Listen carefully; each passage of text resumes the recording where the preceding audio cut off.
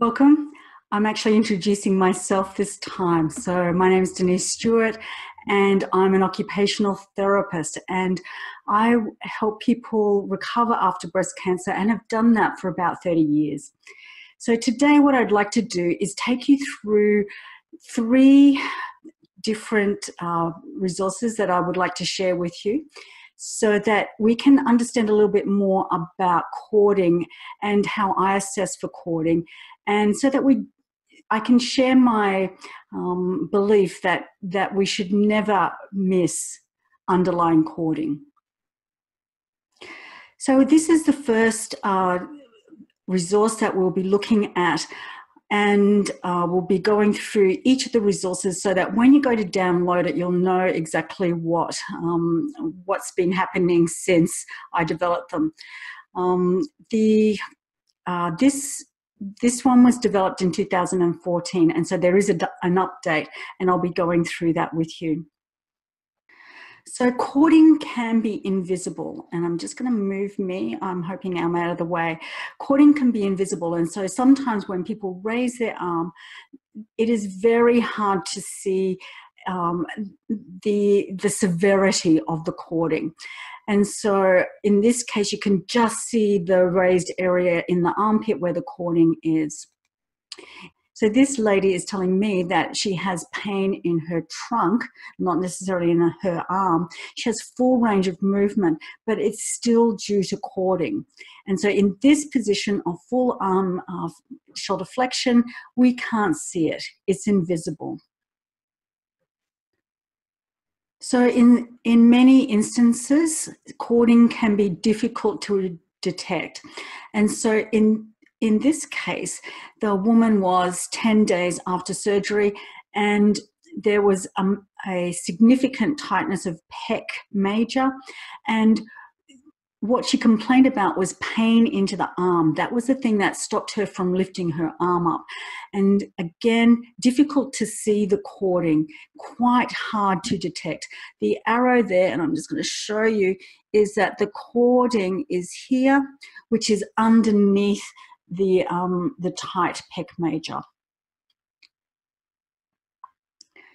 Again, this lady is complaining about pain that goes into her arm on reach, and if we do a standard shoulder flexion or standard shoulder abduction test, then it's very hard to see the cording. In fact, impossible to see the cording.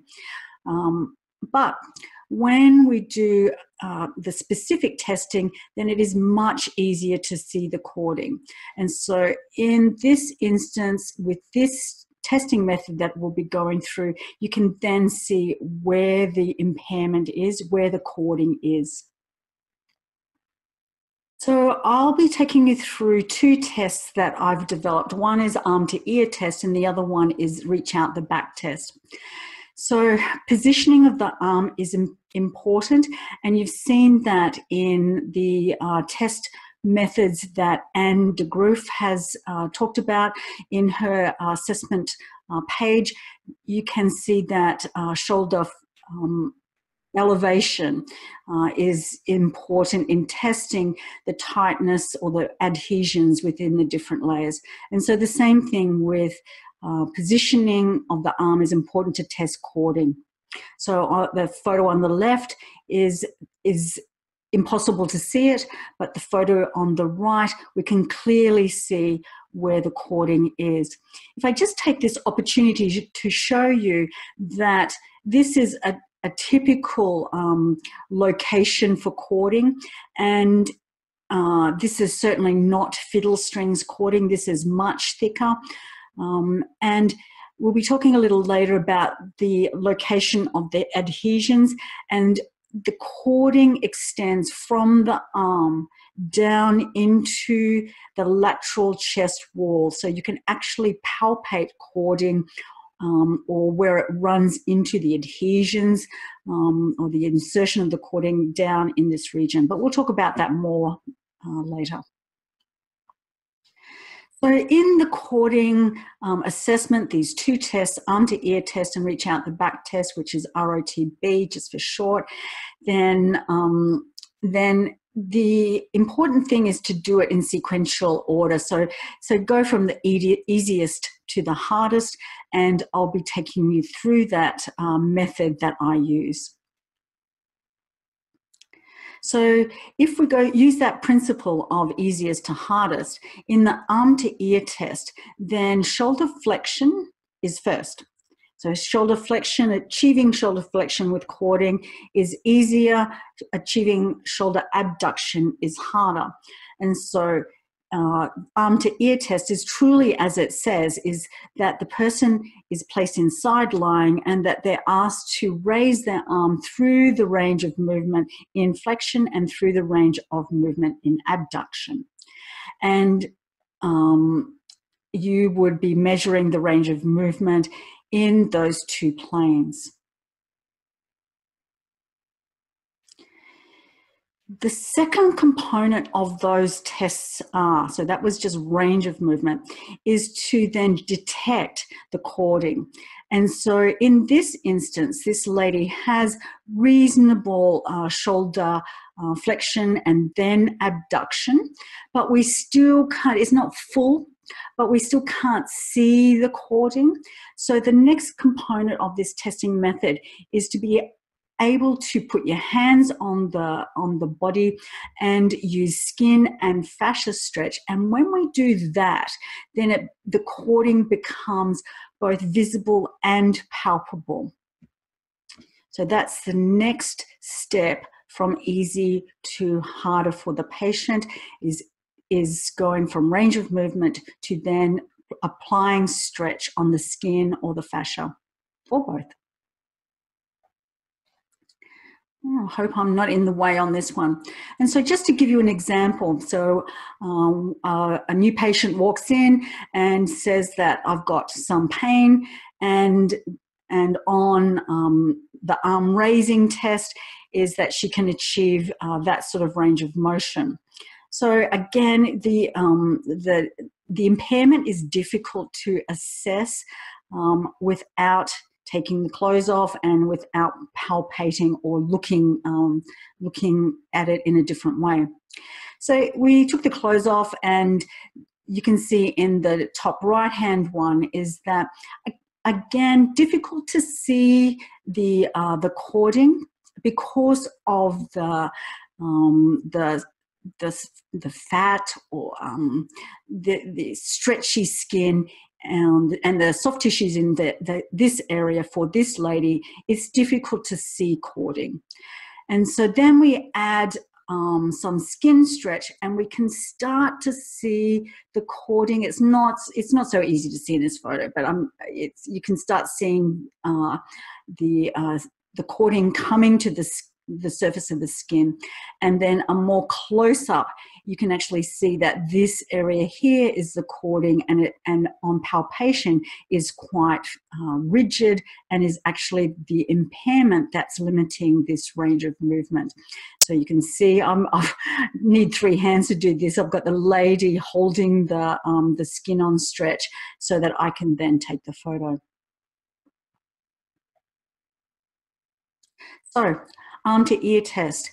We go through shoulder flexions, shoulder abduction, and in each of those, then do we need to apply skin or fascia stretch or both?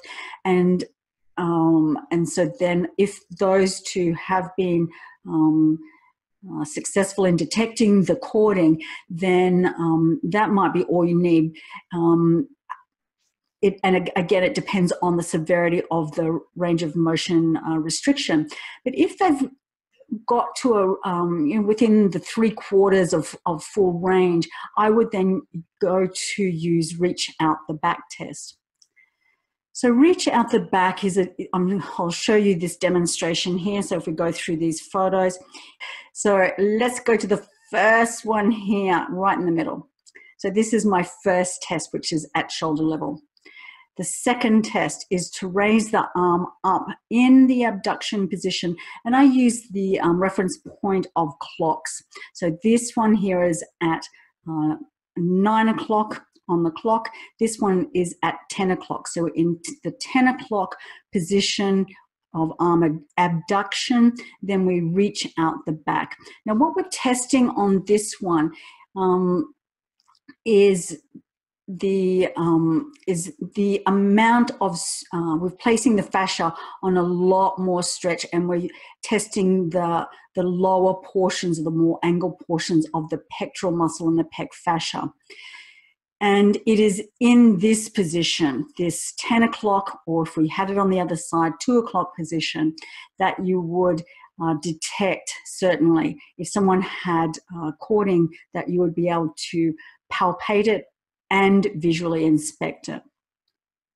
So we've got a 9 o'clock position, we've got a 10 o'clock position, and in this one we've got an 11 o'clock position. And again, in the start position of abduction, then it is the amount of reach out the back. So it's the stretch backwards. This again, as you would appreciate, stretches different structures within the pec fascia and the pec muscle, and again allows you to palpate deeper, tighter structures. If we're on the other side, so if we're on the left-hand side, then this number 1 test would be at 3 o'clock, number 2 test at 2 o'clock, and number 3 test would be at 1 o'clock.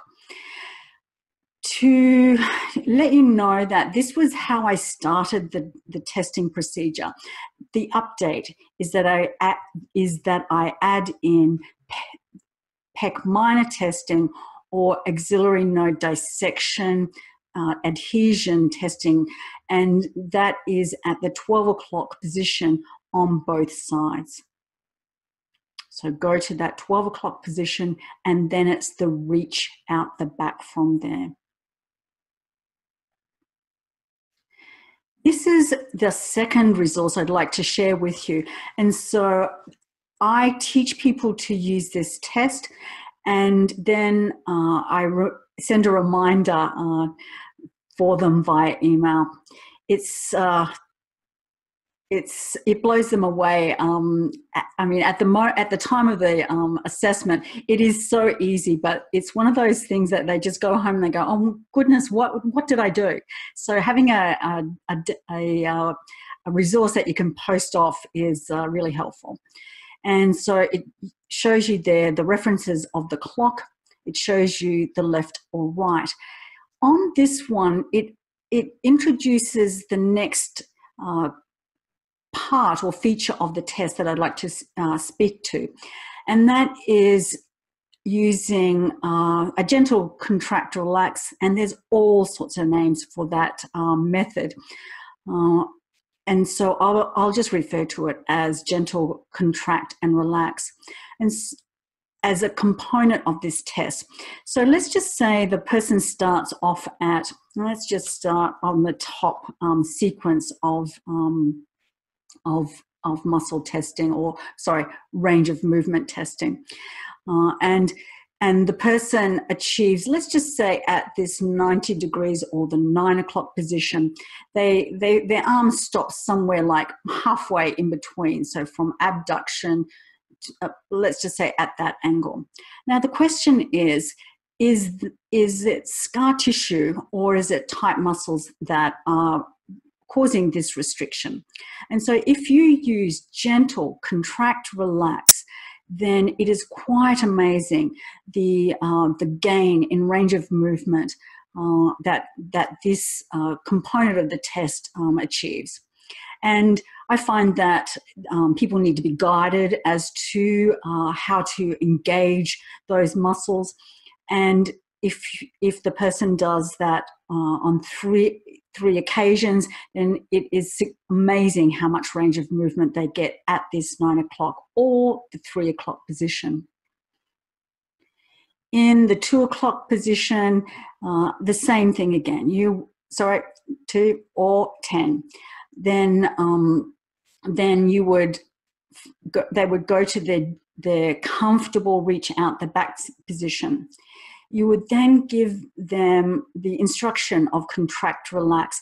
The contract relax is so gentle, so it's just the effort that it takes to go in the to bring the arm back in the direction that it came. What I like to do is place my hand just gently against their arm. I might even be holding the arm and holding the wrist and giving them that little bit of resistance. And I like it that when they don't actually move their arm, so they gently contract like they were going to bring their arm back in the same way as it came, and hold that for a quick count of 10. And then I say relax, wait for it fully to relax, and then allow the arm to release down to its next length. And so that's the test that that's a component of this test that I like. So it makes it a very different test to say a shoulder flexion or a shoulder abduction test. This is really going to that next level. And the same with the next part of the test, so 11 o'clock and then 12 o'clock, because what you want to do is rule out, is it muscle tightness or is it scar tissue and adhesions that are causing the limitation? What this side lying position allows you to do is to stand really close to the person, and that you can be supporting the arm in one hand, and that you can then be palpating the tissue of the chest and the axilla to be able to detect the structures that are causing the tightness and the restriction. So you're welcome to download this resource and use this for your patients. So in the reach out the back test, as I said, we're going from abduction position to the reach out the back position. It allows you to measure interesting things like a range of movement, of which we then would, in the 9 o'clock and 3 o'clock position, it's the measurement from the wrist to the bed. In the 2 o'clock, 1 o'clock, and the 10 o'clock and the 11 o'clock position, I take it the opposite way, is how far did the arm go from the abduction position to the stop position. And what it also allows you to do is see the speed of that movement.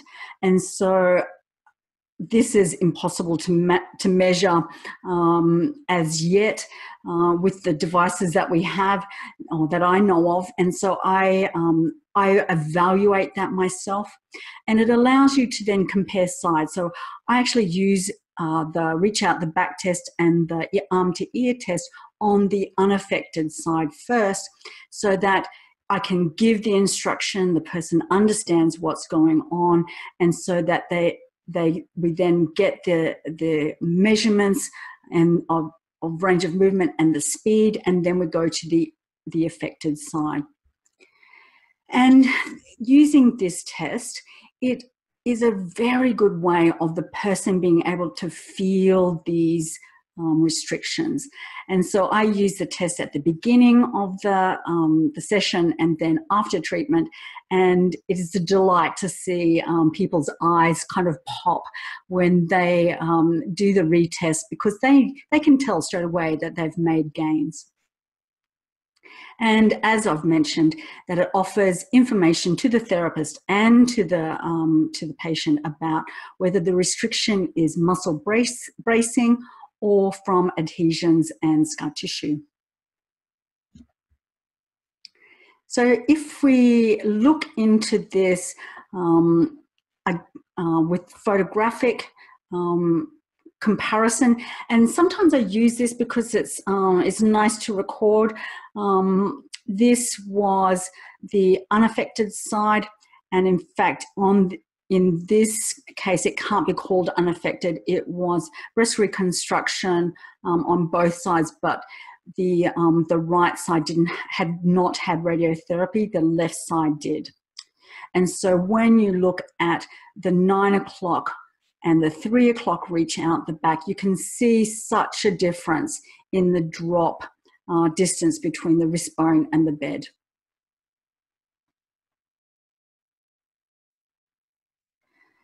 So what I would like to do now is talk to you about the next feature of this testing method, and that's the palpation. So we need the arm to be in the position. We've ruled out muscle bracing. We've used the gentle contract and relax. And so next is being able to palpate the cording, and more importantly, to feel where it is adhered or inserts into the fascia or the structures on the chest, or the fascia of the muscles on the chest. And so it's very important to detect these changes, so that you can work out, or I work out then, what my treatment method is going to be. So in this case, this is 10 days after surgery. This was the maximum range of movement in abduction. So we probably got to something like 80 degrees. The photo is probably not quite indicative of the restriction. And when you can see that the cording is in this region, or it might be not so easy for you to see, but I'm just going to let you know that's where the cording can be palpated. And when I run my finger into this zone here, you lose that feeling of steel rod. It becomes what I call messy. And so this is the area that I think is the adhesion zone, the scar tissue zone. And so this is my treatment zone in here. But we'll talk about that a little bit more at the end of this session. So I think using the arm to ear test and the reach out the back test means that you will never miss cording.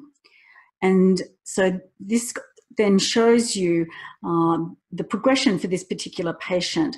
When we used treatment in the area that I just explained, and the first one was at 10 days. The second, the middle photo, is at 4.5 months, so 4.5 months.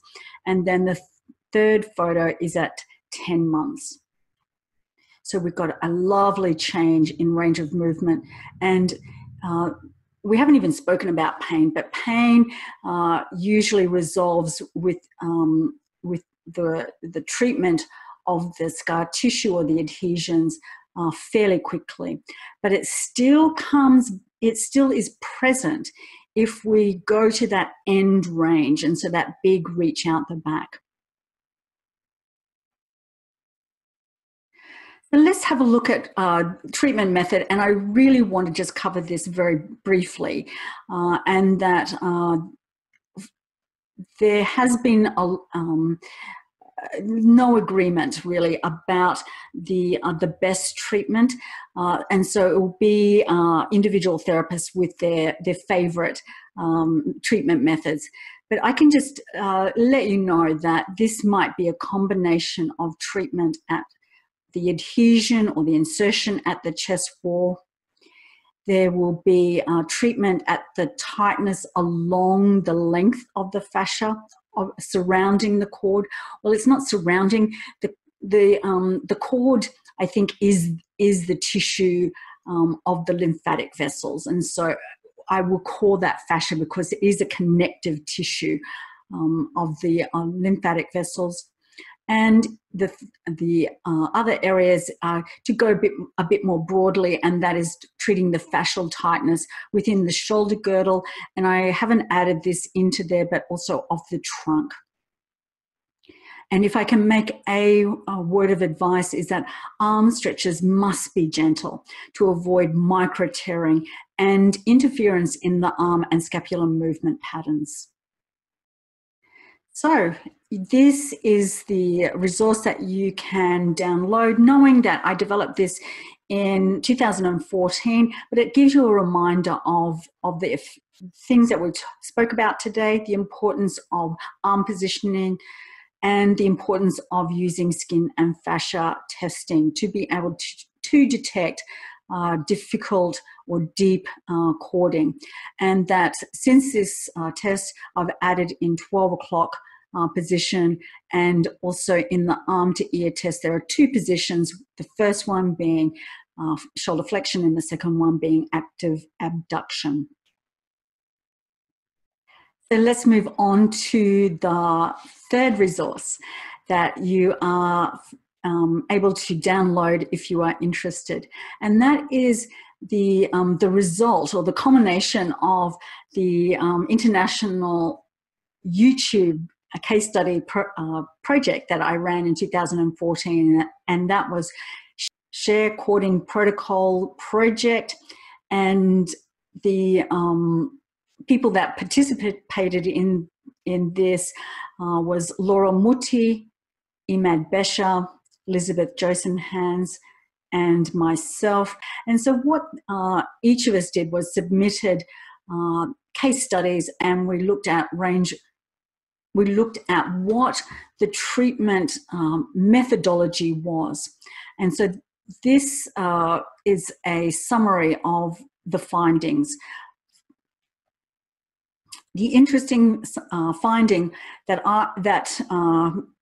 occurred was that when people had cording that extended into the elbow, then doing a range of movement testing in the typical shoulder flexion and shoulder abduction became quite unreliable.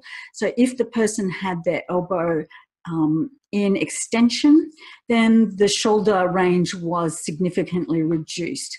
As compared to if they held their elbow in flexion, then shoulder range was a little more.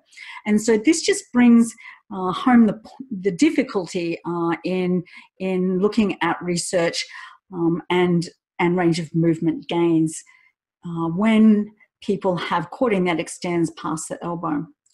The other interesting feature was that I was able to ask the therapist to rate the width or record what they thought the width of the cording was. And this information is on the that resource. And so what I did was divided it into three sections or three widths. And so the thin fiddle strings, which is like 1 to even 3 mils.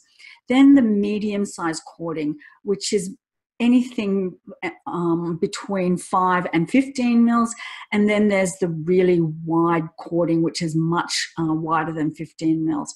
Now, we haven't got anything that's been studied, a classification system for cording, and so until someone comes up with anything, then I'm quite happy using that classification system for my own clinical records. Then the other finding was that the treatment outcomes, so that being the range of movement and the number of treatment sessions required, must differ depending on the width of the cording and the arm testing position.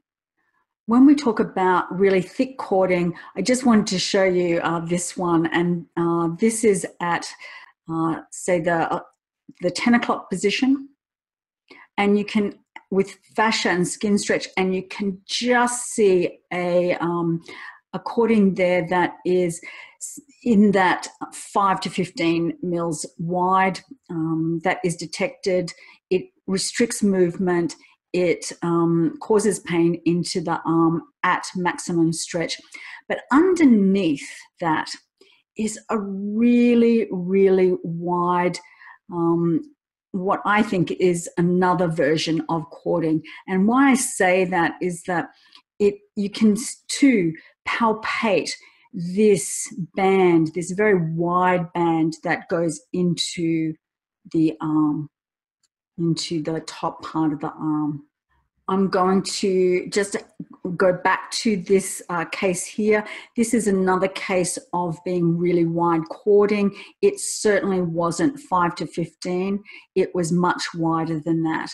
And so that also explains why people have cording even with treatment many months after their treatment when they're placed on maximum reach out the back. So I'm going to leave you with that photo, because these are the complications of cording that, that clinicians get to see when they use the right arm positioning and when you use the right skin and fascia stretch. And by really appreciating the location of these tight tissues, then we can start looking at the treatments that people use to make a difference to the cording experience. So you're welcome to download those resources. The links will be in the speaker page when you press the button underneath this video. Thanks for your attention.